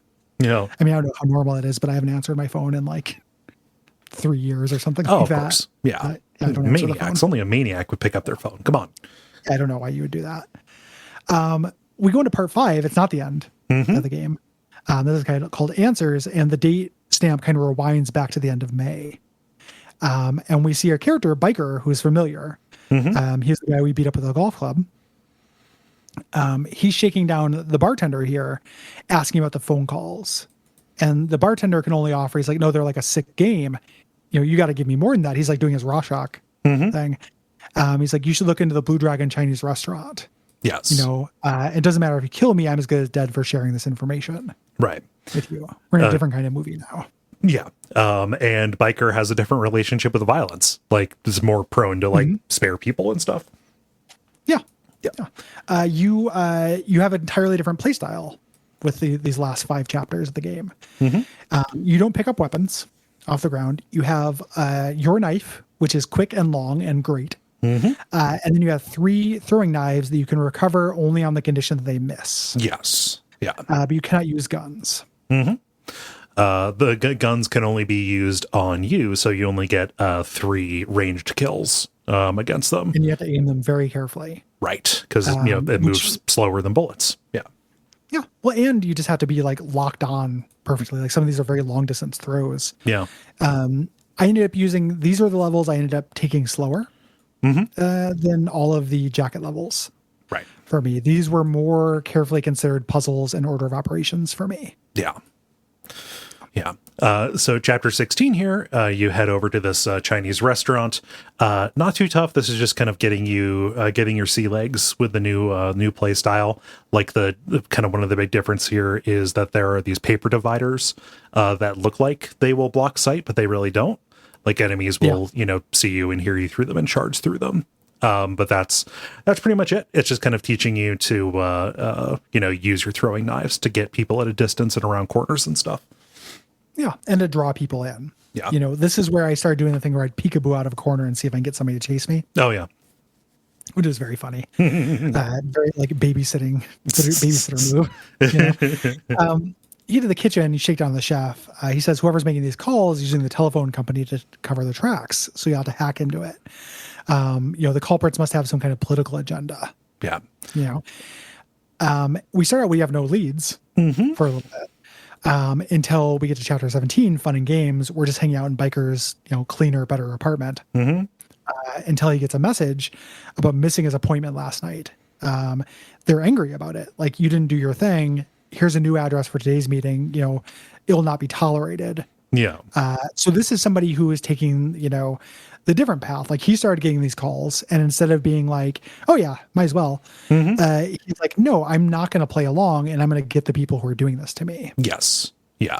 And, it's not stated because Biker never really talks until we're going to get that moment there a little bit later on.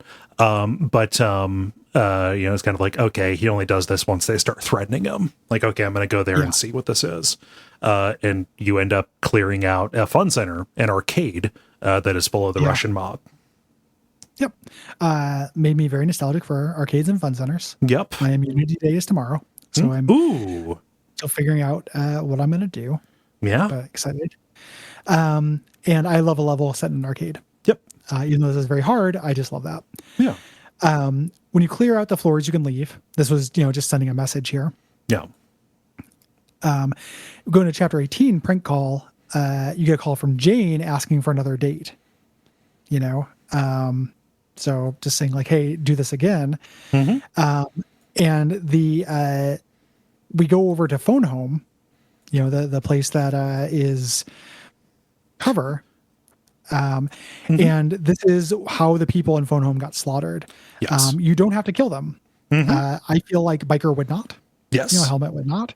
But when you came here as Jacket and saw everybody slaughtered, this is that level from a different perspective. Yes. You get upstairs and the manager begs for his life. You do end up having to kill him to hack into the computers. Like, he will stop you from doing it. And what you're doing is you're trying to get the location of the callers before whoever they have on the inside at the phone company wipes the information away. Yep. And then Jacket comes in. If we remember, he got that emergency call like, hey, there's a problem we have a prank caller. You change the plans. Here's your emergency mission. Go take out this guy. You went there and got your head caved in and had a dying fantasy about the rest of the game, heroically saving your girlfriend. In fact, you can just take him out. Yeah. As a Biker. The dialogue is different. So, like, remember when you came here as Jacket, the guy said, hey, you're dead meat. Like, and, bikers in the bikers version of events, like, hey, you don't have to do this, stop advancing toward me. And you have your little fight, like you can kill him while he is going for the golf clubs. And the biker says to, his inert body, like, I gave you a chance to live, like you didn't give me any options. Yep. We get to our final chapter here, chapter 19, where somebody calls from the Tombstone Company saying yours will be ready before the weekend is out. Yeah. Which is an amazing threat. Yep. Oh man. What size coffin do you use, sir? Yeah. Like, face up or face down. Yeah. How would you choose? And when you leave through the front door, one of the janitors sees you and rushes out towards a manhole cover. Yeah. Before getting you, like, we knew these guys were the scumbags. These are the scumbags. Yes. So we head downstairs. Yeah. And then you go to their little like hideout. There's no combat in this. You go to their hideout, and then the other janitor leaves and runs. That's where he goes down the manhole. Yeah. You see one in your apartment, and then one at his hideout. There is a computer here that is locked with a password. If you have picked up all of the puzzle pieces and did the junior jumble there to get the passphrase "I was born in the USA," then you will be able to look in to their computer, and the biker finds something interesting. He just remarks on it.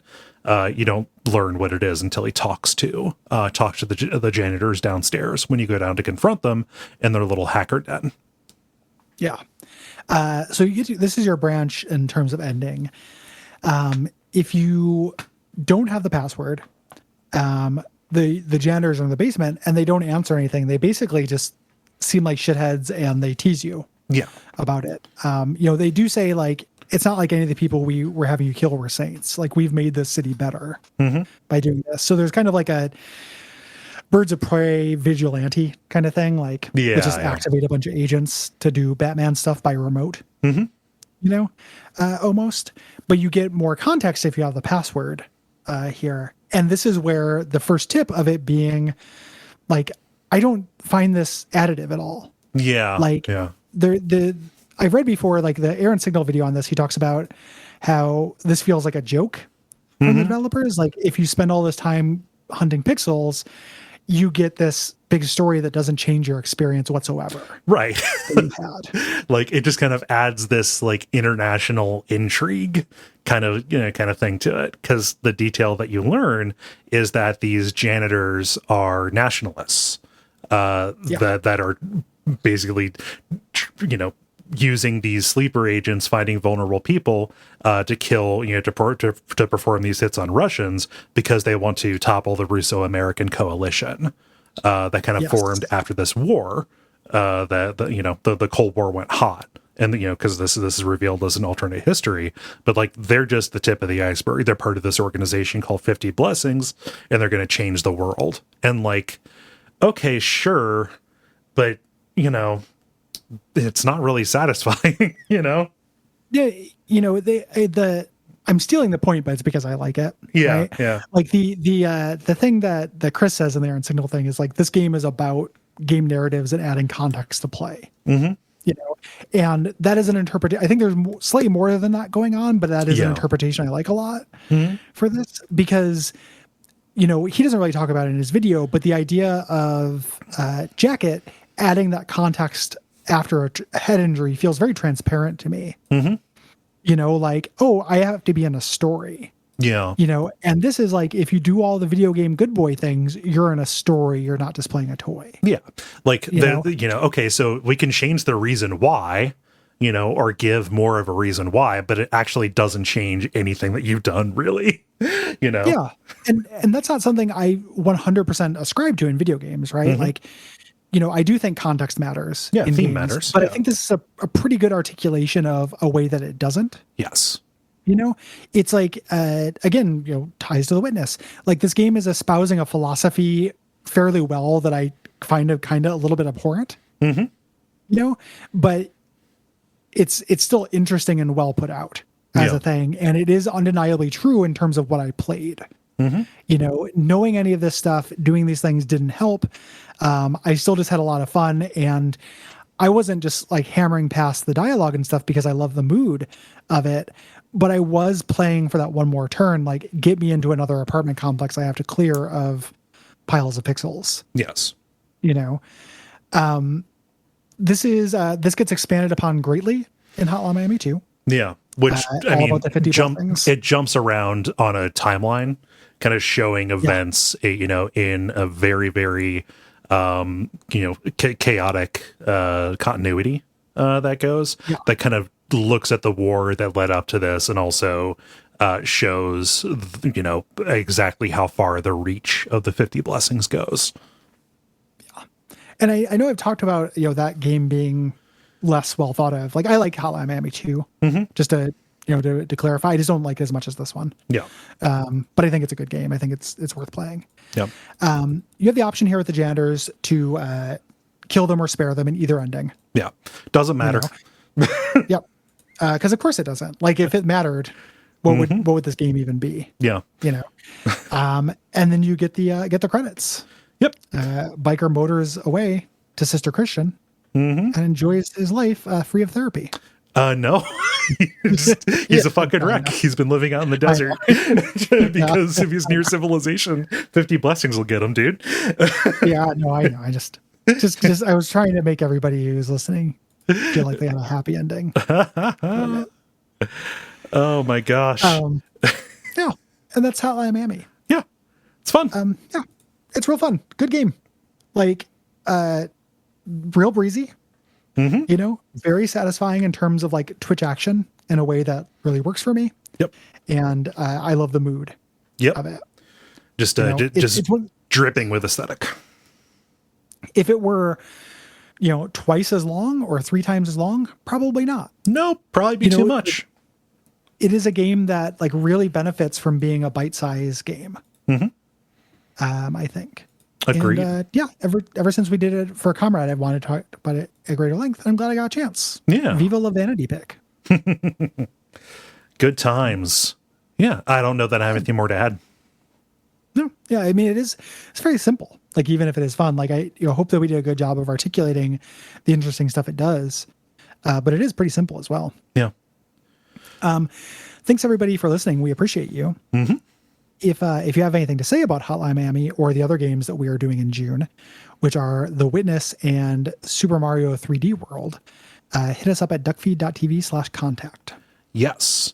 If you have thoughts about the games that we are covering in July, which are, wait a minute, I just about revealed games that we We haven't revealed those yet. Yeah, if you have thoughts about Horizon Zero Dawn, the Stanley Parable, or Prey, the deadline for that is July the 15th. Or Heat Signature. Oh, yes. Yeah, there's one more of those, isn't there?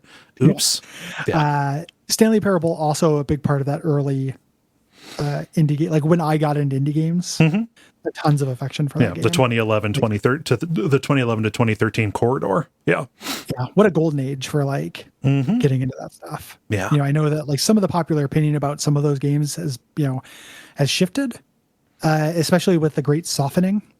Like now our indie games have to be Tender Frog House. But I really do. I really have a lot of affection for that. Yeah. Teaching me that games could be that way. Yep. Isaac. Yeah. So if you have things to say about multiple games, please write in multiple emails. It helps us out quite a bit. Please do. Otherwise, you can go to patreon.com/Duckfeed.tv.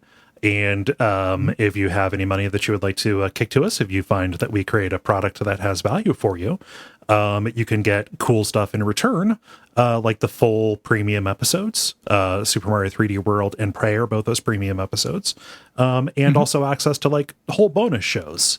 Bonfireside Chat, Unfilmable, $10 you get the adaptation decay. It's all a good time. Yeah. We have a couple slots left for sponsored games for 2021. So if you want to go to that tier and choose a game for us to do, you can do that, but fairly soon we're going to be kicking to 2022. Yep. Or closing off the tier for a couple months, or we'll figure something out. So, I understand that's a lot of money, not pressuring anyone to do that, but if it's something you're interested in, your chance to have that done in a timely way might pass you by fairly soon. Yes. So, and then, until next time, what should they watch out for, Cole? Watch out for answering machines, which nobody has, so that'll be pretty easy now. Isn't that No Doubt song Spiderwebs is about answering machines and how scary they are? Maybe the video is, at least. I don't remember very much about the song, but I remember the video being about like phones coming at you and answering machines like chasing Gwen Stefani around. No, I mean the lyrics are pretty much just about being caught in spider web. So it's like, oh, I walked into a shed and like cobwebs and all that. Well, no, she talks about leaving a message on a machine. Maybe in it, the spider webs are definitely a metaphor for.